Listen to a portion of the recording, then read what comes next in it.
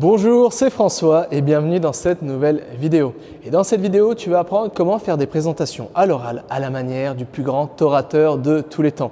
Et ce plus grand orateur de tous les temps, c'est Démosthène. Démosthène était connu et reconnu comme étant le plus grand orateur de tous les temps.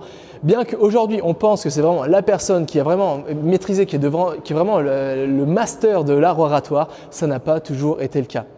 Et quand il était jeune, Démosthène éprouvait énormément de difficultés pour s'exprimer à l'oral. Il était reconnu comme quelqu'un de chétif, quelqu'un de faible, quelqu'un qui avait des tics, il remuait tout le temps l'épaule comme ça. Il avait plein de défauts qui l'empêchaient de s'exprimer à l'oral. Tellement que le jour où vraiment il a eu besoin de s'exprimer à l'oral, ça a été vraiment un scandale. Tout le monde a critiqué sa performance à l'oral, tout le monde s'est moqué de lui, tout le monde s'est le UMM. Bref, il a été totalement humilié et c'est pourquoi il s'est dit finalement, je ne peux pas m'exprimer à l'oral. Finalement, s'exprimer à l'oral, présenter à l'oral, ce n'est pas quelque chose pour moi. Malheureusement, un jour, il n'a pas le choix. Son père est décédé alors qu'il avait 7 ans et son père lui a légué son héritage. Et son père, il était reconnu parce qu'il avait une fabrique d'épées.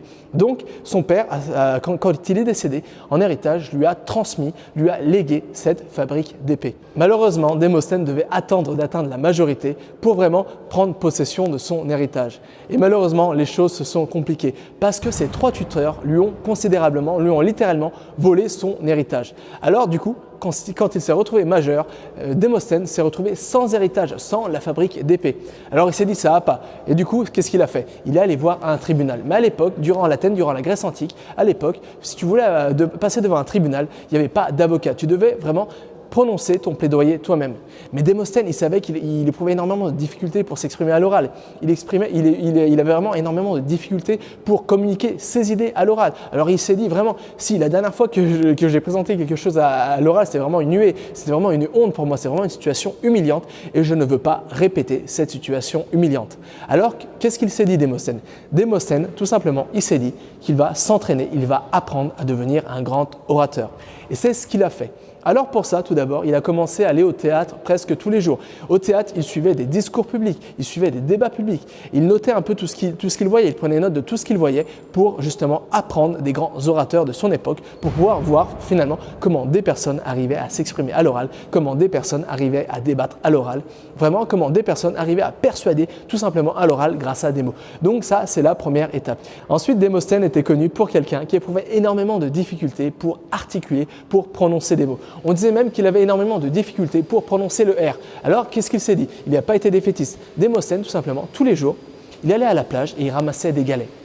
Et tout simplement, il prenait ces galets, il les plaçait dans sa bouche comme ça et tous les jours, il s'entraînait à parler avec ces galets dans sa bouche. De cette manière, ça lui rajoutait une contrainte. Ça l'obligeait à articuler d'une manière exagérée et ça lui permettait par la suite d'entraîner ses muscles buccaux comme ça qui par la suite, ça lui permettait de mieux prononcer un discours, de mieux articuler et tout simplement de cette manière, il a réussi à résoudre son problème de diction. Ensuite, comme je te l'ai dit, Démosthène était connu parce qu'il était quelqu'un de très très faible. On se moquait de lui parce que c'était quelqu'un de chétif. Et comme il était faible, comme il était chétif, il avait une voix très faible. Il avait du mal à hausser la voix, à faire porter sa voix d'un point A à un point B. Alors, quand il ramassait ses galets, qu'est-ce qu'il faisait Démosthène pour s'entraîner à parler à haute voix? Tout simplement, il regardait la mer en face de lui, comme ça, l'océan, la mer. Et chaque fois qu'il y avait une vague comme ça, il s'entraînait à parler plus fort que le son de la vague, à hausser le ton de sa voix pour couvrir le son de la vague. Et de cette manière, ça l'a entraîné, ça l'a obligé à hausser le ton de sa voix et à parler de plus en plus fort et vraiment à l'obliger à mettre de la force, mettre de la puissance dans sa voix pour qu'elle se porte au-dessus du son de la vague. Ensuite, le troisième point. Démosthène était connu pour quelqu'un qui avait un petit souffle, qui était encore quelqu'un de chétif, quelqu'un qui était faible, quelqu'un qui n'était pas du tout sportif. Donc, il avait un très faible souffle. Il n'avait pas beaucoup de respiration. Mais tu le sais comme moi, si tu veux présenter à l'oral, si tu veux faire un long discours, tu as besoin d'énormément de souffle parce que des fois, tu sors des sentences à rallonge comme ça. Ça veut dire que pendant 10, 15, 20 secondes, tu ne vas pas prendre ta respiration. Et il savait bien que finalement, c'était un problème pour lui parce qu'il n'avait pas beaucoup de souffle. Il n'avait pas beaucoup de respiration. Alors, Démosthène, tout simplement, il s'est dit, je vais m'entraîner à entraîner ma respiration, je vais m'entraîner pour avoir un meilleur souffle. Alors qu'est-ce qu'il a fait pour ça? Tout simplement, tous les jours, il s'est mis à la course à pied.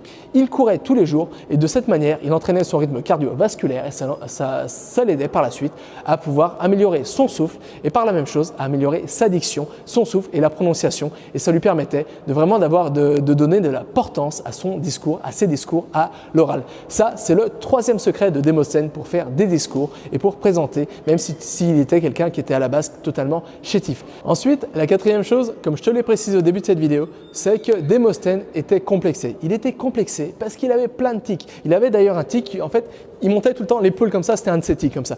Et tu le devines, tu le sais bien comme moi. Si tu veux présenter à l'oral avec un tic comme ça va être un peu humiliant, ça va être un peu gênant pour toi et surtout gênant pour les personnes en face de toi.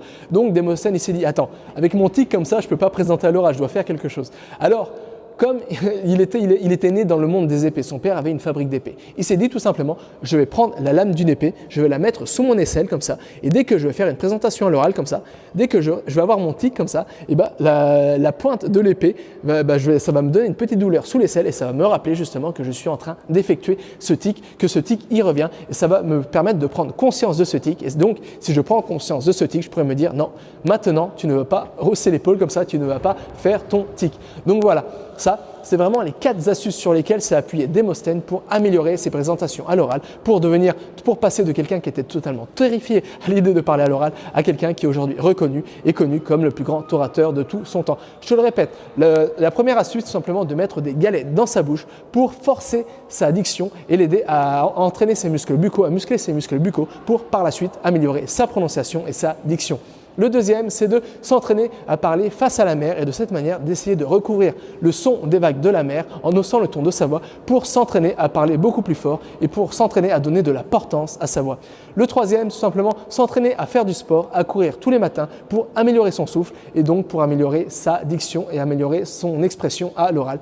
Et le quatrième, c'est tout simplement pour s'empêcher d'avoir son tic de l'épaule comme ça, c'est tout simplement mettre une épée sous son aisselle et ça lui permettait de cette manière de prendre conscience qu'il était en train d'effectuer ce tic gênant et surtout ça lui permettait de s'empêcher automatiquement de faire son tic gênant. Alors vraiment, c'est ça les secrets de Démosthène qui l'ont permis vraiment de devenir un grand maître orateur à l'oral. Mais c'est pas vraiment ça, c'est pas ça son plus grand secret. Son plus grand secret, c'est qu'il pratiquait un maximum. Comme il le disait lui-même, si tu veux vaincre un ennemi étranger, tout d'abord, tu dois vaincre l'ennemi domestique. C'est-à-dire que si tu veux résoudre des problèmes externes, tout d'abord, tu dois résoudre tes problèmes internes. Et ça, il l'avait bien compris. Et c'est pourquoi il avait mis tout en place cette stratégie, ces 4 stratégies pour l'aider à améliorer sa diction, pour l'aider à améliorer son souffle, pour se débarrasser de ses tics gênants et surtout pour enfin devenir un grand orateur. La bonne nouvelle, c'est que si Démosthène a réussi à devenir le plus grand orateur de son temps, alors qu'à la base, il n'était pas du tout né avec le talent de s'exprimer à l'oral, et à la base, comme tu le sais, il avait plein de défauts qui vraiment l'empêchaient à la base de vraiment s'exprimer à l'oral. Alors si Démosthène a pu réussir malgré ses défauts, malgré toutes ses faiblesses, malgré toutes ses barrières à devenir le plus grand orateur de tout son temps, peut-être que toi aussi, aujourd'hui, si tu n'es pas à l'aise à l'oral, tu pourrais peut-être pas devenir le plus grand orateur de tous les temps, c'est peut-être pas ton but, mais tu pourrais toi aussi apprendre à devenir un meilleur orateur, à mieux t'exprimer à l'oral ou à t'exprimer à l'oral d'une manière beaucoup plus sereine, d'une manière beaucoup plus saine, en évitant le stress et en ayant un impact positif sur ton public. Je t'ai raconté cette histoire parce que je voulais te prouver une seule chose. C'est que parler à l'oral, apprendre à mieux s'exprimer à l'oral, apprendre l'art oratoire, ça s'apprend. Comme son nom l'indique, l'art oratoire, c'est un art. Et comme tous les arts, tu peux l'apprendre. Et pour ça, il faut te baser sur des techniques puissantes. Il faut t'entraîner un max, il faut pratiquer et essayer de résoudre tes faiblesses et de combler tes faiblesses par tes atouts. Et de cette manière, tu pourras vraiment améliorer ton expression à l'oral. Tu pourras vraiment avoir un impact positif sur les personnes en face de toi. Voilà, c'est vraiment la chose dont je voulais te parler dans cette vidéo parce que c'est quelque chose de totalement important. Il y en a marre de se dire que certaines personnes sont nées avec un talent particulier et pas d'autres. Il y en a marre de se dire que certaines personnes sont extraverties, donc elles sont plus à l'aise à l'oral, et d'autres personnes sont introverties, donc elles ne peuvent pas s'exprimer à l'oral, elles ne peuvent pas partager leurs idées. Bien souvent, c'est le contraire. C'est les personnes qui ont plus de difficultés à la base qui deviennent les plus grandes personnes, qui devraient vraiment maîtres de leur art. Parce que si tu es né avec un talent particulier, si tu as une facilité particulière, tu ne vas pas t'entraîner un maximum pour combler cette facilité parce que cette facilité, tu l'as déjà.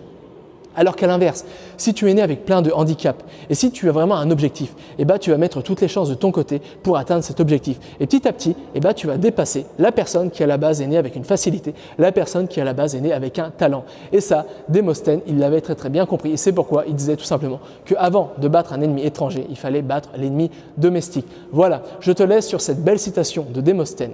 Alors, si tu as apprécié cette vidéo, si toi aussi tu veux apprendre plein de conseils pour apprendre tout en un temps record, si toi aussi tu veux apprendre plein de conseils pour mieux t'exprimer à l'oral, pour mieux mémoriser ton texte, pour atteindre tes objectifs d'apprentissage en un temps record, alors j'ai quelque chose pour toi.